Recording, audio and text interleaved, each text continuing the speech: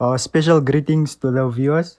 My name is Levi Shilongo, a student at Triumphant College. Right now, I'm joined by a local coach. Um, we are going to hear a lot about him and his coaching journey, how it has been and stuff like that. So, good afternoon. Say, how are you? Good afternoon. How are you, say? I'm good. Um, we want to know more about you. Like, can you please introduce yourself? Okay. My name is Simon Marquez. I'm a football coach. I've been working in talent development. I'm a coach at an academy called Bota Academy. Bota is just a farm nearby Tumeb. So for those ones that are around Tumeb or have been around Tumeb, they know the Bota area or Bota farm, whereby most of the talents that come to play in Tumeb are from there. So yeah, briefly, that is my intro. Okay, I see that you are very young, and so the question is, what really inspired you to become a coach at that age? Because someone your age wants to like play, wants to be on the field. So Yeah, so everyone in life has personal goals and personal objectives, like what you want to achieve in the future. So me growing up as a kid, like at my very younger age in school, I was already a leader. Leadership starts already at a young age. You can be, maybe when you guys are playing at home, you are the leader there, or you are a class captain at school. So it started from there. So from there, I saw myself that I have leadership skills. So, and then I was also a football player, whereby I decided that I'm not really good on the ball. So I'm tactically and leadership wise good. So that's why I decided to join or to start my coaching career at a very young age. So yeah.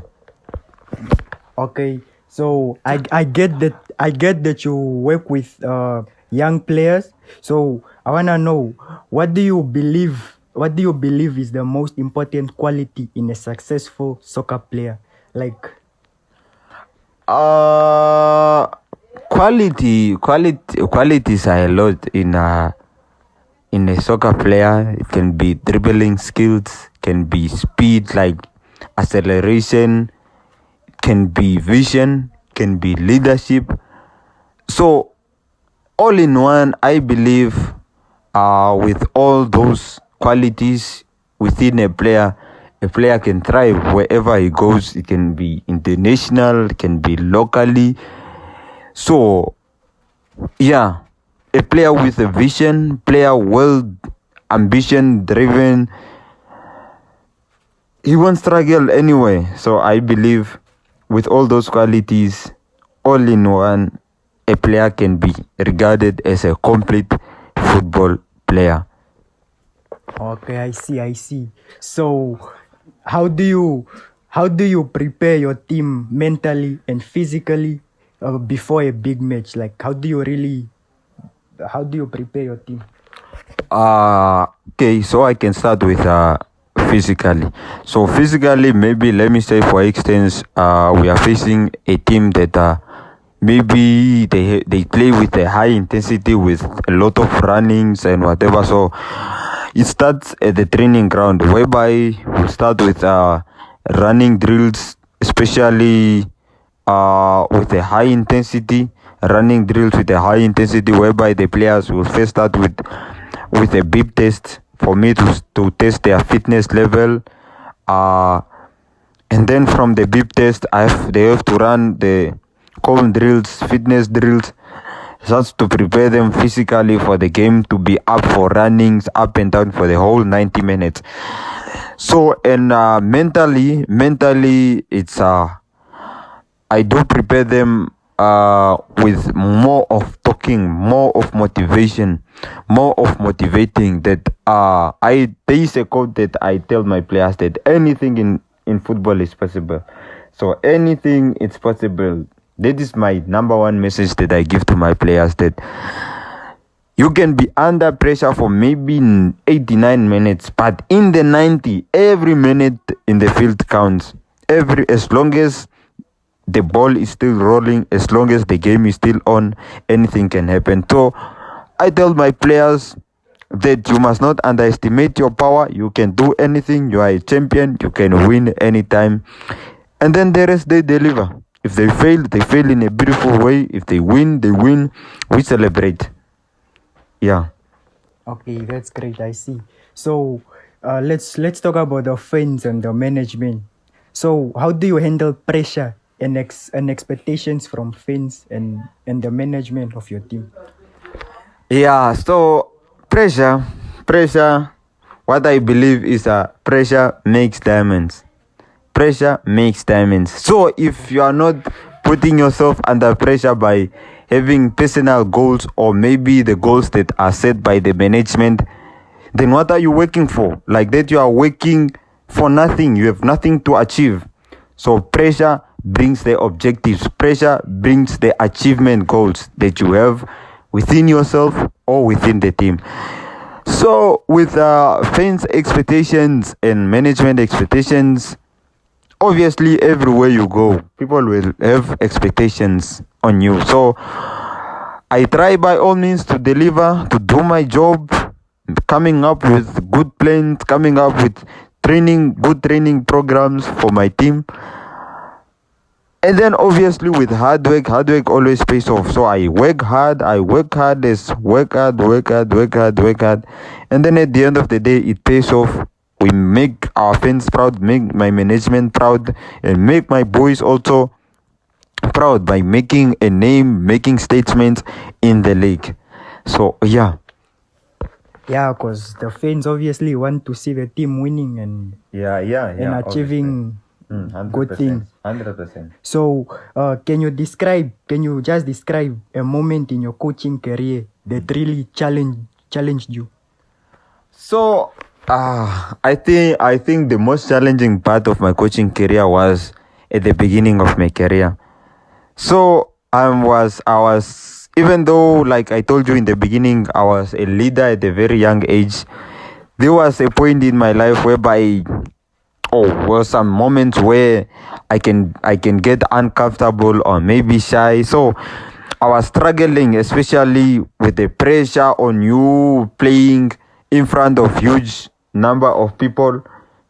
I was kind of shy, like to be there on the line in front of people. Like even the decisions that I was making was quite shaky. So yeah, but as time went on, I adapted myself. I didn't put more pressure on myself. I adapted until I'm finding myself where I am today. So yeah, but I'm still under development. So we learn on a daily basis. Yeah. Okay. Yeah. Okay. Let's talk about discipline in the team. So, what's your approach? What's your approach to team discipline and motivation? So, like, what motivation do you give to your players? Stating on discipline, number one, discipline, it's what builds the player. It's what defines the player's future and everything. So I give as a football coach, you don't really need to be giving more pressure on the boys, especially like for me, who is into talent development, whereby I'm dealing with boys of young age, the ones that are still under development. So what you need to do, or what I do the motivation more than everything. Having one-on-ones with the players, like talking to them one-on-one, calling them, setting up meetings with them. So yeah, in order just to make them comfortable, just to just to let them know that I still believe in them. They can still improve on a daily basis. Like that, we are moving up and developing on a daily basis. So yeah. Yeah, I see. That's the best. So, how do you since you work with young players, how do you balance winning with player development and growth? How do I balance with what? Sorry. How do you balance winning with like player development, like developing a player and the growth like of the player? So there is not really an imbalance there, because there is developing and growing.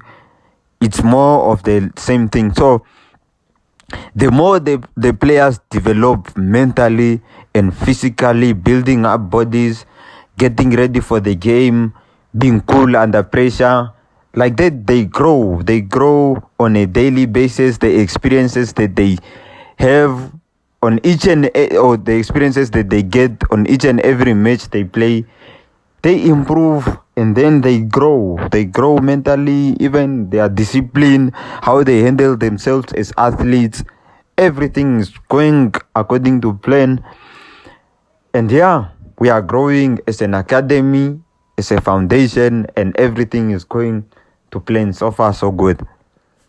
I see you're putting in the work, the great work there. So, okay, I get that the team will not always perform well. Like the team will obviously be losing some matches. So how do you deal with losses or setbacks, like both personally and with the team? Yeah. So losing sometimes with my players, I tell them that losing is part of the game. There is no way you will be in life and you are not losing. And the moment you lose, you maybe lose by mistakes. And those mistakes that you make, what you need to do is just to learn from it. Since I'm busy with talent development, we are more like picking up more positivities than negativities. So even if we lost, there is always some positivities to take up in the game, positivities notes, and then we try to fix on the simple mistakes that we made. Maybe that's why we considered maybe simple goals from set pieces or from open play. And then we develop from there. We try to fix the mistakes, and then we move on, man. We move on. Okay, last but not least, what advice would you give to young aspiring coaches or athletes, the young ones? So one advice I can give them, this one, is that believe in yourself. You can do anything beyond your expectations. So if you believe that you can be a football coach, you can be a talent developer like me and other coaches that are trying to make a difference in the surrounding, you can do it. Believe it yourself and start doing today, not tomorrow. Okay, one last question. So where do you see your team in the next maybe 2 to 3 years? Like, where do you see your team? Since there is talent development and moving forward with this team, if we grow up together, if we continue having the same vision as the one that we have now, with the same goals, there's no way we won't be in the NPL, man. We'll find ourselves in the big league in Namibia. So we'll be competing against African Stars, Blue Waters, and every team, Chula Chula, KK Palace, and everything. So we'll be there in the next 2 years. Trust me. You'll come back to me and ask me again. I see. Okay, thank you very much, Coach. I wish you nothing but the best. Okay. Thank you, man. Thank you. It was my pleasure. It was such a good interview, and good luck on your studies. Okay, thank you very much. Thank you. Yeah, thank you.